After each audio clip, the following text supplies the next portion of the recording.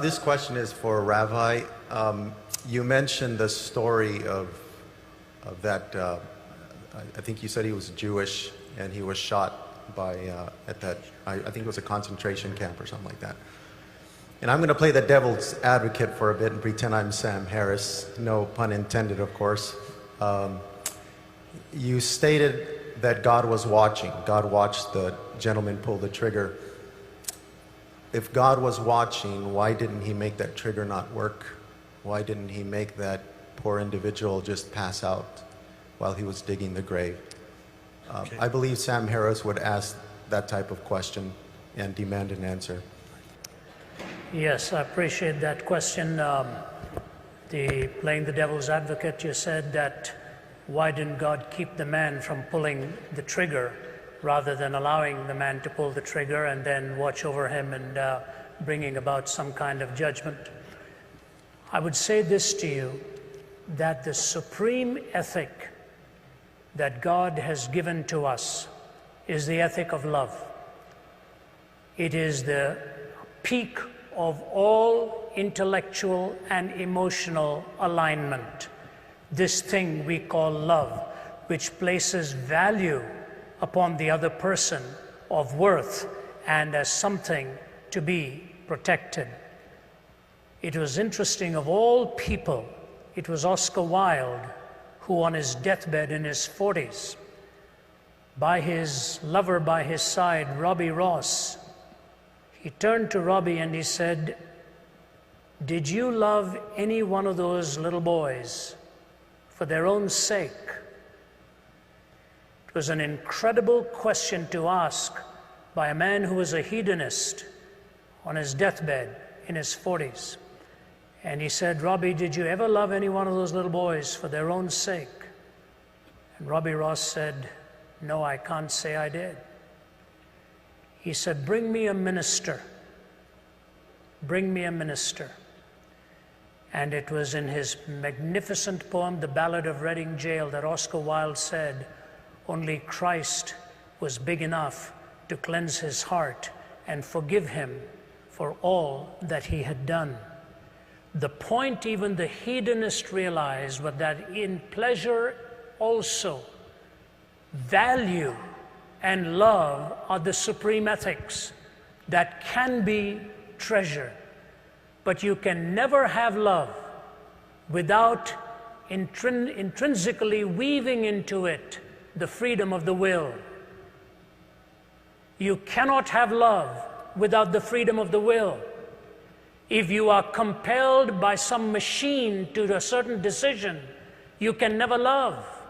You can comply, but you will never be choosing to express that sentiment and the reality of love. If love is the supreme ethic, and freedom is indispensable to love, and God's supreme goal for you and for me is that we will love Him with all of our hearts and love our neighbors as ourselves, for Him to violate our free will would be to violate that which is a necessary component so that love can flourish and love can be expressed. If you're asking for God to always stop the trigger, why not God stop everything else? Next time you hold a cup of boiling water, He makes it frozen water instead. Next time you're about to cross the street and you're going to be hit, He pulls your leg back. What you're asking for is a different entity than humanity. As wonderful as it may seem that in stopping that you think He is protecting you from that which is destructive, the greatest denial that you're asking for is the freedom of your will to be able to choose and to love God with all your heart and all your soul. When you've got love as the supreme ethic and the freedom of the will to choose that love, all of the other contingencies come in and can become explained why it is possible to either choose or to reject so that love can ultimately reign supreme. If you want compliance and some kind of a mechanical response, your question itself will self-destruct. You're asking the question because you're free to ask it, and you're free to ask it because you're free to love. And when you love Him, in spite of all of the contraries that you see around us, you're trusting Him for having the supreme wisdom and the knowledge to ultimately bring a pattern out of it all. We think, for example, we know so much. The story is told in Mideastern folklore of this man who lost his horse that ran away. And when the horse ran away, the neighbor came to him and said, you know, bad luck, isn't it? Your horse is gone. He said, what do I know about these things? A few days later, the horse came back with 20 other wild horses. And the neighbor came and said, amazing, it's not bad luck, it's good luck. You've got 20 more. Man says, what do I know about these things? His young son is going and taming one of the new horses. That young horse kicks him and breaks his leg. The neighbor comes and says, terrible, isn't it? Your son's leg is broken, bad luck that these horses came. The fellow says, what do I know about good luck and bad luck? A few days go by and a bunch of thugs are coming looking for recruits to join their gang, and they're looking for all the able-bodied young men, and they're about to pick this young man but find out his leg is broken, and they say, we don't want him, we're going to move on to the next house. So the man comes and says, good luck, isn't it? Your son's leg was broken. In one little series of episodes, we don't know what lies ahead. Why don't you wait till you stand before God face to face, and you will find out there were reasons why he didn't stop that trigger, so that you will see the heinousness of evil and see the majesty of love and good managing to navigate yourself as a pilgrim's progress to come to the celestial city.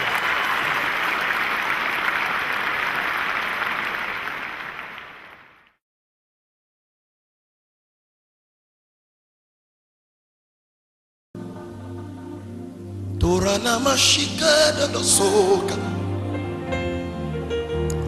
Varaduria kanana sakabo shadako Uletan makondosha Pranele sanamoko Veratu sikranos Ilamamosa kaneda Iraya nanano shamake Yebranala bragason de grate Kenda barasu kramandieres Muene shako Kamaeno ayaka Esatone Efarketeso. Here's the first question from a student here in America. How can a God of all power and all love allow for evil in this world, especially if he knew in advance that the world would fall apart after he created it, and we would have atrocities and the sickness and the suffering that we have? I think, John, this is the thorniest question, truly the one that probably most people ask. Someone put it in these words: virtue in distress and vice in triumph has made atheists of mankind. Or what Alfred Lord Tennyson said, never more to morning wore to evening, but that some heart did break. It is a painful question in itself because it deals with pain. Pain is a real thing. It's not an imaginary thing. There are many ways that one can approach an answer, but C.S. Lewis used to remind us that it is critically important to examine the assumptions within a question. And I remember years ago at the University of Nottingham, when I'd finished a talk, when a person stood up, or a student stood up and shouted from the floor, and he said, you know, there's too much of evil in this world. There can't be a God. There's too much of evil and suffering in this world. And the irony of that question to me was, you know, I come from the East, I now live in the West. I don't ever remember being asked this question in the East. Now they do because of all the cross-pollination of thinking and all of that. But it's hardly ever addressed. In Islam, you hardly ever find a book dealing with this subject. It's inshallah, it's the will of Allah, you know. And in the pantheistic system, it's karma, you're paying your debt and so on. It's in the Western world where we actually live with the greatest comforts that we raise the question about pain and suffering. But this Englishman raised it, and I said to him, why don't I make it clear first why you are asking this question and what your assumptions are. I said, when you say there's evil, aren't you assuming there's such a thing as good?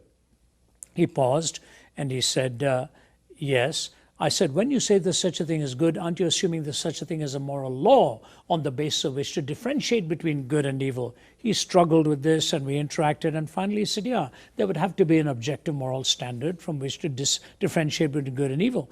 I said, when you say there's a moral law, you must posit a moral lawgiver, but that's whom you're trying to disprove and not prove, because if there's no moral lawgiver, there's no moral law. If there's no moral law, there's no good. If there's no good, there's no evil. What is your question? And he looked at me, paused, and he said, what then am I asking you?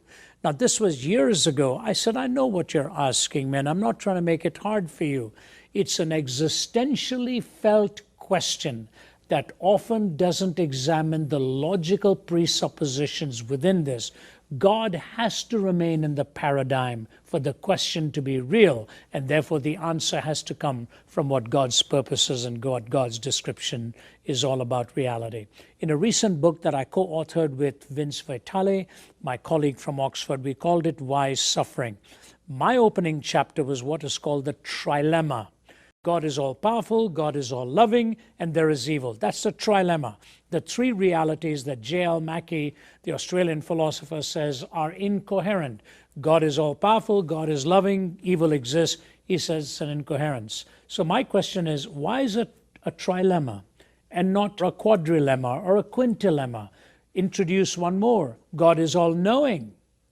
That's also a belief we have. And number 5, God is eternal. God is not judging everything just in time. There's an eternity. So it's not just the question is stacked when it's stacked as a trilemma.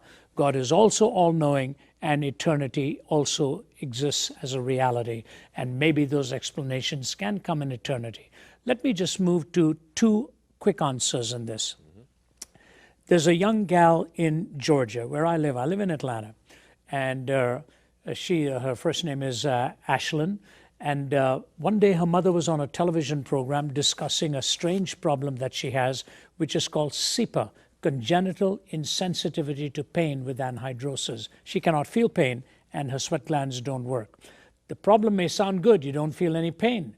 But the reality is, if she steps on a nail while she's on the sports field, it could puncture the skin, create an infection, and nobody could be even aware of it. The mother said the problems it has created in her life for what this malady brings into her body.